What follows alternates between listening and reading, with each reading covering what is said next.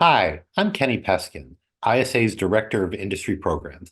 I'd like to take a few minutes and talk about some of the work ISA has been doing with regard to the National Electric Code. The NEC is the standard for the safe installation of electrical wiring and equipment in the U.S., including electric signs, which are located in Article 600 of the NEC. Now, the National Electric Code is updated every 3 years, and we're currently near the start of the cycle that will produce the 2026 National Electric Code. Each edition has slight changes because new products are introduced, things like limited energy, medium voltage systems, and there are new conditions that are placed on the use of existing products. And it becomes a challenge as a sign manufacturer or sign user to always design products to comply with the National Electric Code as it's slowly implemented state by state across the country. When there's an issue, a challenge, or a difficulty, a limitation within the code, it might take a couple of code cycles to correct a problem issue. So if we recognize a problem today, it might take 3 years, 6 years, 9 years to fix it. But eventually it will get fixed. Because the United States has a federal system, the National Electric Code is adopted state by state. There are some states that already have the 2023 National Electric Code in place.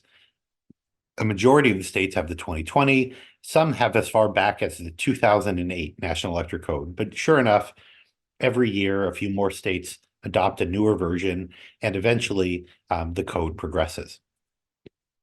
As part of the cycle to develop the 2026 code, the public is given the opportunity to submit comments and potential changes. There were over 4,000 submittals this cycle.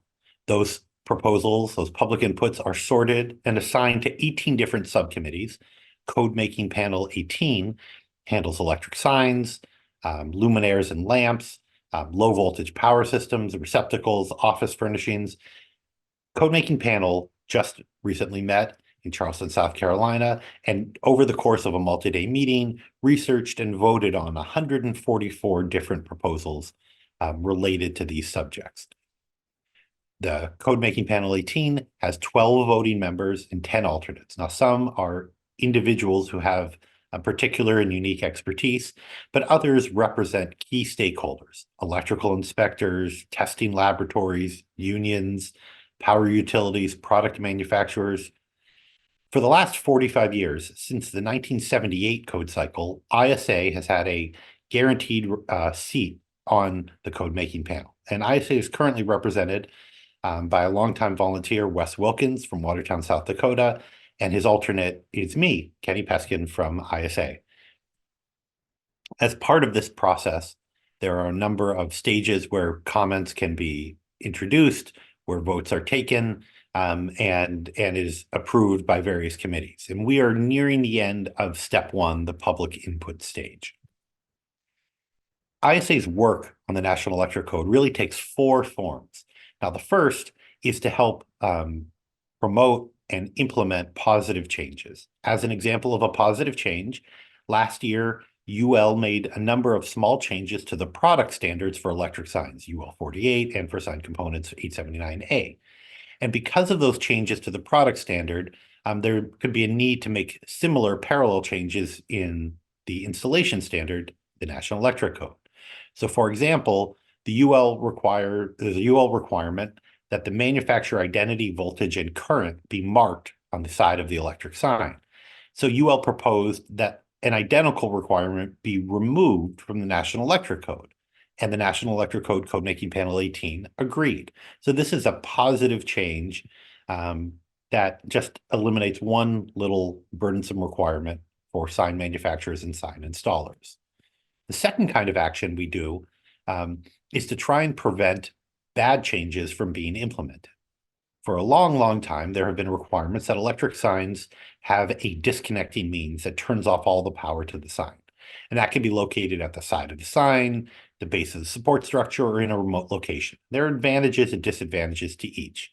But there was a recent proposal that would have required the switch to be located on the sign body. And we were able to defeat that proposal, which protects the interests of our members who like to have the freedom, the decision to choose where to locate that disconnect. And again, there are advantages to each, and having that option, retaining that authority, is very important to our members. The third kind of thing that ISA does through our work with the National Electric Code is we get a special window, insight in an advance notice of upcoming change. Now, the National Electric Code has been around for 100 years, and since 1937, it's been organized into 8 chapters. And these buckets are where individual articles and topics are organized. Electric signs are located within Chapter 6, special equipment. Article 600 has been there for decades. And at the time it was organized in this way, there were 7 different articles in Chapter 6. There are now 27. There are more and more subjects, more and more rules written for different products that didn't exist before. So there's a recognition that the code needs to adapt to what currently exists and what will be in the future.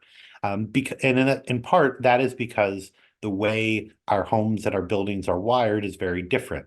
It used to be very simple, as shown on the left, and now things are much more complicated. There are many more devices plugged into the electrical grid, and power not only comes down from the utility, it can be uploaded if you have battery systems or solar cells. You have many more limited energy systems that not only are sending electric power, but are also sending data. And that creates different needs for the system. And so the rules should be adaptable to what currently exists. So by 2029, in 2 more code cycles, they're going to reorganize all of the provisions that are currently in 8 chapters and put them into 19. And so electric signs are going to be moving from Article 600 under special equipment into Article 1204, a newly created one under equipment in the general regulations.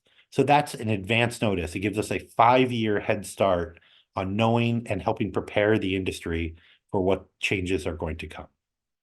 The fourth kind of action and activity that ISA does in our work with the National Electric Code is to give us insight into proposals that would allow for new products that don't currently exist. 2 that were interesting proposals that failed, but are likely to resurface later this code cycle or in the next code cycle. One deals with power limited switches, and one deals with weight supported ceiling receptacles. So in the world of computer networking, you have these switches that provide fault protection for large computer systems. So traditionally, many of these switches are limited in current and will sort of trigger, provide protection at a voltage of 20 amps. But in certain circumstances, the limit can be extended up to 30 amps. But the rules as currently written won't allow anything over 20 lamps if there's a single luminaire plugged into the switching system. There was a proposal that would have raised that to 30, which would have allowed for more interesting and sometimes simpler, more effective diagrams on how to design and to assemble complicated electrical systems.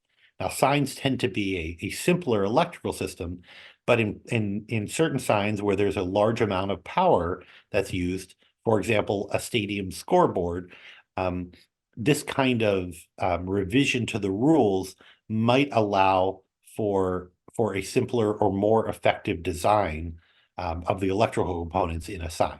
So that change hasn't happened yet, but might happen in the future. And when it does, by virtue of our participation with the National Electric Code, that gives greater insight and a head start for our members to be able to figure out how to design products that comply with these new rules.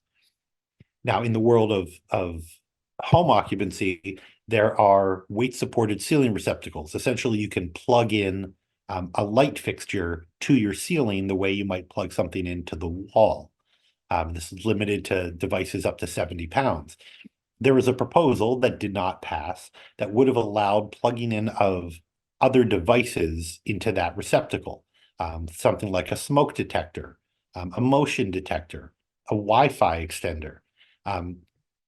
Eventually, there will be a proposal that will pass on this subject, And all of a sudden, the way your electrical components are positioned in your living room or in your dining room may change because they all may be integrated into your light fixture and placed in the ceiling where it's not nearly as visible.